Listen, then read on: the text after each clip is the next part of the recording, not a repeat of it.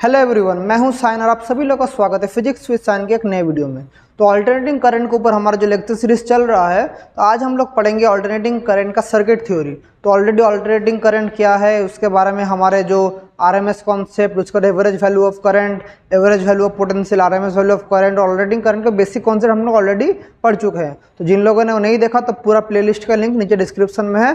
इसके आगे एक ही वीडियो आ चुका है अल्टरनेटिंग करंट का, मैं आप लोगों को हाईली सजेस्ट करूँगा वो वीडियो पहले देखिए, फिर ये वाला देखना तो ज़्यादा समझ पाएंगे आप लोग। तो ठीक है, तो अभी अल्टरनेटिंग करंट का सर्किट पढ़ेंगे। सर्किट मतलब हम लोग जैसे डीसी करंट में एक कभी रेजिस्टेंस कनेक्ट करते थे। जैसे अगर ये डीसी करंट सोर्स होता है तो इसके साथ मैं कभी कभी रेजिस्टेंस से कनेक्ट कर सकता था। डीसी करंट सोर्स के साथ कभी कभी मैं एक इंडक्टर कनेक्ट कर सकता था। ऐसे करके कोई भी एक इंडक्टर कनेक्ट कर दिया, कोई मैं कैपेसिटर कनेक्ट कर सकता था एक डीसी करंट के साथ। तो ये है रेजिस्टेंस, ये है इंडक्टर, ये है कैपेसिटर। तो ऐसे ही हम लोग सेम चीज़ रहेगा, सिर्फ डीसी करंट का जगह क्या हो जाएगा एसी करंट। तो जब एसी करंट हो जाएगा तब अलग अलग सर्किट। तो एक बार हम लोग करेंगे रेजिस्टिव सर्किट, एक बार करेंगे इंडक्टिव सर्किट, एक बार करेंगे कैपेसिटिव सर्किट। तो सबसे पहले हम लोग रेजिस्टिव सर्किट से शुरू करते हैं। बहुत ही बेसिक चीज़ है, थोड़ा अच्छे से समझ लीजिए। सो मतलब क्या बोल रहा, सोर्स ऑफ रहेगा क्या एसी करंट या एसी पोटेंशियल, और उसके साथ एक बार रेजिस्टेंस कनेक्ट होगा, एक बार इंडक्टर कनेक्ट होगा, एक बार कैपेसिटर कनेक्ट होगा। तो टोटल ऐसे करके कितना सर्किट आप लोग करेंगे? आप लोग का टोटल ऐसे करके 5 सर्किट करेंगे। प्योर आर सर्किट या प्योर रेजिस्टिव सर्किट करेंगे, इसके बाद करेंगे प्योर इंडक्टिव सर्किट। प्योर क्यों बोल रहा हूँ, मतलब और कुछ नहीं रहेगा, सिर्फ वही रहेगा। और उसके बाद करेंगे प्योर कैपेसिटिव सर्किट। फिर आप करेंगे एलसी सर्किट, नहीं एलसी आप लोग बाद में करेंगे, पहले आप करेंगे एएलआर सर्किट। एलसी ऑसिलेशन आप लोग करेंगे, वो भी सिलेबस में थोड़े बाद में है वो वाला। और करेंगे सीआर सर्किट, और एकदम सबसे इम्पोर्टेंट क्या करेंगे, सबसे इम्पोर्टेंट है एलसीआर सर्किट। ये 6 चीज़ें आप लोग को अच्छे से करना पड़ेगा। सबसे इम्पोर्टेंट है एलसीआर सर्किट, इसके कॉन्सेप्ट हम लोग समझेंगे, सब कुछ करेंगे, टेंशन मत लीजिए, सब कुछ कवर करेंगे। तो आज हम लोग देखते हैं कितना कुछ कवर कर सकते हैं। तो शुरू करेंगे प्योर आर सर्किट के साथ। तो सबसे पहले शुरू करते हैं क्या, प्योर रेजिस्टिव या जिसे हम आर बोलते हैं, प्योर आर सर्किट। ठीक है, this is pure resistive circuit या प्योर आर सर्किट। तो चलिए देखते हैं। तो यह है एक रेजिस्टेंस, इसके साथ मेरा एक एसी करंट का सोर्स कनेक्ट होगा। तो यही मेरा क्या है, यही मेरा है प्योर आर सर्किट। यह है एक रेजिस्टेंस, ठीक है। यहाँ पर मेरा आई करंट जा रहा है, यहाँ पर मेरा भी है। आई करंट जा रहा है, यहाँ पर मेरा भी है। भी क्या है, मेरा सोर्स ऑफ पोटेंशियल है। ठीक है, अभी मैं क्या कर सकता हूँ, भी इक्वल्स टू, अगर मैं बोलूँ V0 sine of omega T, क्योंकि एक एसी सोर्स है तो हमें क्या पता है, हमें पता है फ्रॉम ओम्स लॉ, हमें पता है V equals to I R, हमें पता है ऑब्वियसली। तो यहाँ से V का मतलब क्या है, V0 sine of omega t equals to I R. यहाँ से I क्या मिलेगा, I मिलेगा V0 by R sine of omega t, ऐसा मिलेगा। इसको मैं ऐसे भी लिख सकता हूँ, I equals to I0 sine of omega t, where क्या हो जाएगा, वेयर I0 हो जाएगा V0 by are. So I0 V0 ये सब क्या है, peak value of current, peak value of potential. जहाँ पर I0 क्या है, peak value of current. Similarly V0 क्या है, peak value of potential, peak value of potential. ठीक है, I0 V0, तो ये हमें मिल रहा है। ठीक है, I equals to I0 sine omega T. तो दोनों को मैं देखूं तो कौन बड़ा है बोलिए, तो I0 या V0? ऑब्वियसली V0 बड़ा है, क्योंकि I0 है V0 बाई आर। तो ऑब्वियसली देख पा रहे हैं कौन बड़ा है, V0 बड़ा है। और एक चीज़ देखिए, दोनों क्या सेम फेज में है या अलग फेज में है? V equals to V0 sine of omega t था, I equals to I0 sine of omega t था। तो दोनों के बीच में फेज डिफरेंस कितना होगा, दोनों के बीच में फेज डिफरेंस होगा, दोनों तो सेम फेज में है, तो फेज डिफरेंस होगा 0। तो इसका अगर मैं फेजर डायग्राम बनाऊं, 2 इंपॉर्टेंट डायग्राम आप लोग को समझना पड़ेगा। एसी करंट जब भी पढ़ेंगे 2 इंपॉर्टेंट डायग्राम, एक है फेजर डायग्राम, एक है वेव डायग्राम। तो फेजर डायग्राम क्या है, तो फेजर डायग्राम है, इस तरफ अगर मेरा y एक्सिस रहा, इस तरफ मेरा x एक्सिस रहा। सो ये एंगल क्या है, ये है हमारा ओमेगा टी। ये जो ओमेगा टी देख रहे हो, ओमेगा टी, तो इधर इसी लाइन में क्या है I0, इसी लाइन में है V0। तो इस तरफ है आई, तो ये वाला हो गया मेरा I0, और अगर मैं बोलूँ ये वाला हो गया V0। ये क्या डायग्राम है? ये डायग्राम है phasor diagram, this is the phasor diagram. और ये दोनों ही रिप्रेजेंट क्या कर रहा है? ये वाला दोनों सेम फेज में है ओमेगा टी, तो ये हो गया हमारा फेजर डायग्राम। अभी वेव डायग्राम बनाएंगे तो प्योर रेजिस्टिव सर्किट बहुत ही ईजी है, तो फेजर डायग्राम समझ गए, ये है फेजर डायग्राम, जल्दी से लिख लीजिए। फेज डिफरेंस दोनों के बीच में क्या है? 0। और अगर मैं वेव डायग्राम बोलूँ तो वेव डायग्राम क्या होगा? ये एक साइनोसॉइडल वेव है। तो सबसे पहले इस तरफ अगर मेरा पोटेंशियल रहा, इस तरफ मेरा टाइम रहा, तो ग्राफ कुछ इस तरह का होगा। ये होगा 0, this is t/2 and this is t, and ये क्या है? ये है मेरा V0 और ये है -V0, ये है -V0, ये है +V0। तो हमारा दोनों के बीच में फेज डिफरेंस 0 है, तो I का ग्राफ कैसा होगा बोलिए तो? I का ग्राफ भी सिमिलरली होगा, लेकिन उसका पीक वैल्यू थोड़ा कम जाएगा। सेम होगा लेकिन उसका पीक वैल्यू थोड़ा कम जाएगा, मतलब कुछ इस तरह का होगा, कुछ इस तरह का होगा। यह है, तो ये क्या है? ये है I0, ये है -I0, ठीक है, कुछ इस तरह से होगा। ये क्या ऊपर है? V = V0 sin of omega T, और नीचे का लाइन क्या है? I = I0 sin of omega t. ऐसा करके हमारा ग्राफ हो रहा है, समझे? तो ऊपर V0 I0, तो ये है मेरा क्या डायग्राम हो गया? ये हो गया मेरा वेव डायग्राम। तो ऑब्वियसली हम लोग देख पा रहे हैं दोनों के बीच में कोई भी फेज डिफरेंस नहीं हो रहा है, तो मेरा ग्राफ कुछ ऐसा रहेगा। तो ऐसे मैंने जो चीज़ बनाया फेजर डायग्राम, वेव डायग्राम, अभी हर एक चीज़ के लिए मैं ऐसे फेजर डायग्राम और वेव डायग्राम बनाते चलूँगा। तो ये क्या था? Pure resistive circuit. इसके बाद करेंगे प्योर इंडक्टिव सर्किट करेंगे। नंबर 2 क्या है? प्योर इंडक्टिव सर्किट, वो भी कर लेते हैं। ये वाला समझ गए? I hope so. तो अभी करते हैं, चलिए, प्योर इंडक्टिव सर्किट। नंबर 2 ये रेजिस्टिव था, अभी करेंगे हम लोग प्योर इंडक्टिव सर्किट।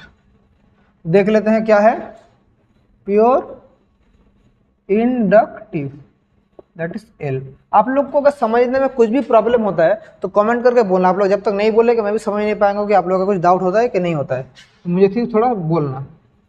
ये क्या है? इंडक्टर। इंडक्टर के बारे में कहाँ पढ़े थे? इलेक्ट्रोमैग्नेटिक इंडक्शन में, जहाँ पर आपने इंडक्टर के बारे में सबसे पहले पढ़ा था। दिस इज एन इंडक्टर, ठीक है। तभी इंडक्टर हमारा फॉर्मूला क्या है? इंडक्टर जो चार्ज होता है फैराडेस लॉ से हमने क्या सीखा था? E = -d∅ dt, ये हमने सीखा था, याद है? E = -d∅ dt, और phi = हमें क्या पता है? हमें phi = पता है Li, phi = Li पता है, Li I है करंट, इसको थोड़ा मैं कैपिटल I भी लिख सकता हूँ, ठीक है, स्मॉल I लिखिए, एक ही बात है। phi = Li, तो क्या होगा अल्टीमेटली -L di dt। ये होगा मेरा क्या? EMF। ये क्या है? Induced EMF। इंडक्टर में ये क्या है? ये हमारा इंड्यूस्ड EMF। जो लोग को नहीं पता, आप लोग मेरे इलेक्ट्रोमैग्नेटिक इंडक्शन का लेक्चर सीरीज देख सकते हैं, वहाँ मैंने इन सब चीज़ों को समझाया था। तो अभी ये हमारे पास मिल गया, तो अल्टीमेटली मेरा इक्वेशन क्या होगा? अल्टीमेटली जो मेरा जनरल इक्वेशन होगा, और अगर तो V + ε0 = 0 होगा, क्योंकि अल्टीमेट जो इक्वेशन है, अल्टीमेट इक्वेशन इंडक्टर की इंड्यूस हो रहा है, तो कंजर्वेशन का एनर्जी की वजह से V + E = 0। सो V - L di dt = 0, क्योंकि E का वैल्यू क्या है? -L di dt बिठा दिया, तो दैट इज V का वैल्यू क्या है? V = V0 sin of omega T, हमें ऑलरेडी पता है V = V0, और ये राइट हैंड साइड में जाएगा तो क्या होगा? L di dt। तो देखिए क्या होगा? di = V0/L sin of omega T dt। Both side क्या करेंगे? इंटीग्रेट करेंगे, तो I का इंटीग्रेट करने से ये वाला di का इंटीग्रेशन I आ जाएगा, और साइन ओमेगा टी का इंटीग्रेट करेंगे तो क्या होगा? -V0/ωL cos of omega T, ये आएगा -V0/ωL cos of omega T, ये आएगा। तो ये हमारा अल्टीमेटली आ रहा है। अभी माइनस तो हम लोग रख नहीं पाएंगे पहले, तो माइनस को हमें क्या करना पड़ेगा? माइनस को हमें हटाना पड़ेगा। तो माइनस को हटाने से क्या होगा? सो माइनस को हटाने के लिए हम लोग क्या कर सकते हैं? V0/ωL साइन ऑफ π/2 -ωt, हम लोग ऐसे भी लिख सकते हैं, माइनस तो हट जाएगा, समझ गए? साइन ऑफ क्या, sine of pi by 2 minus omega t. हम लोग ऐसे भी लिख सकते हैं, सॉरी यहाँ पर तो माइनस रहेगा, पहले मैं क्या बोला, पहले देखिए ये माइनस इधर रहेगा। कैमरा में पहले आ रहा है कि मैं अच्छे से देख लेता हूँ कैमरा में आ रहा है कि नहीं। कैमरा में आ रहा है। तो ये जो मेरा कॉस ओमेगा टी को मैं क्या लिख सकता हूँ, sine pi by 2 minus omega T. और ये माइनस को जब मैं वापस इंट्रोड्यूस करा दूंगा अंदर तो क्या होगा, आई इक्वल्स, ये माइनस है, माइनस अंदर घुस जाएगा तो क्या होगा, V naught by omega L sine of omega T minus pi by 2, ये वाला मिल रहा है हमें। तो अल्टीमेटली मेरा इक्वेशन आ चुका है। तो अगर मैं जो इक्वेशन मेरा फाइनली मिला है, जल्दी से इसको लिख लीजिए, स्क्रीनशॉट ले लीजिए, मैं टाइम दे रहा हूँ, 1 2 3 4 5 डन।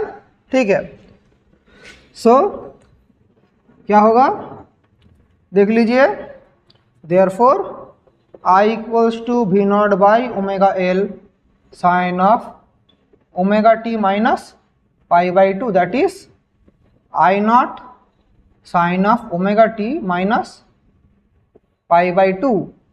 ये मेरा अल्टीमेटली आ रहा है, जहाँ पर आई नॉट क्या है, आई नॉट है V naught by omega L, V naught by omega L. अभी ये जो ओमेगा एल है इसका एक नाम है, इसको मैं ऐसे भी लिख सकता हूँ, V naught by X L. ये एक्स एल या जिसको मैं ओमेगा एल बोलता हूँ, इसका एक नाम है, इसका नाम बहुत ही इंपॉर्टेंट है, इसका नाम है inductive reactance. Inductive reactance, inductive reactance का क्या काम है, inductive reactance acts as resistance V zero by omega L. तो ये तो करंट दे रहे थे, ये नीचे क्या काम करेगा, रेजिस्टेंस की तरह। तो this is an acting as a resistance V naught by omega L, that is a inductive reactance. मतलब एल सर्किट में जो रेजिस्टेंस का काम करता है वो कौन करता है, एक्सएल।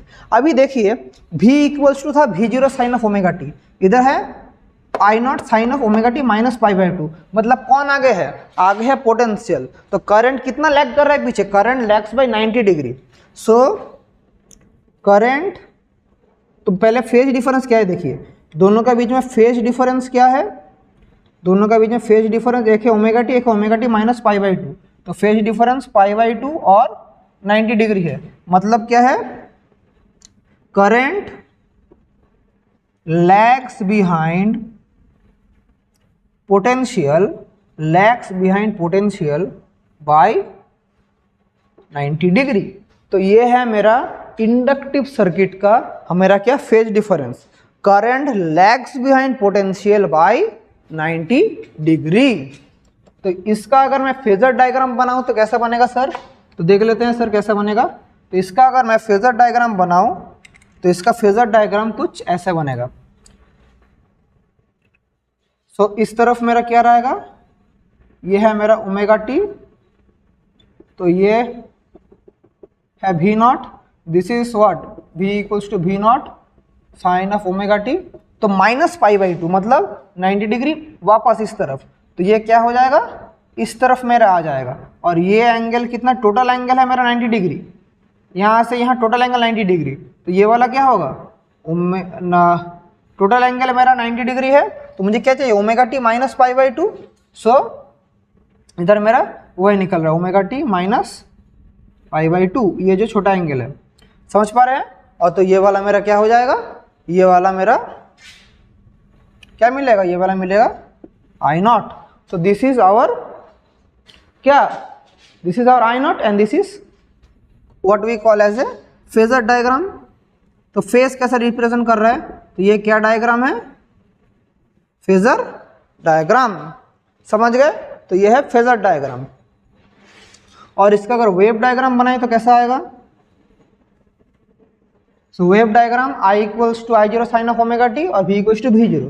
तो सबसे पहले मुझे क्या चाहिए, ये है वी, ये है टाइम पीरियड। तो अगर मैं वेव डायग्राम बनाऊं तो कुछ ऐसा बन रहा है,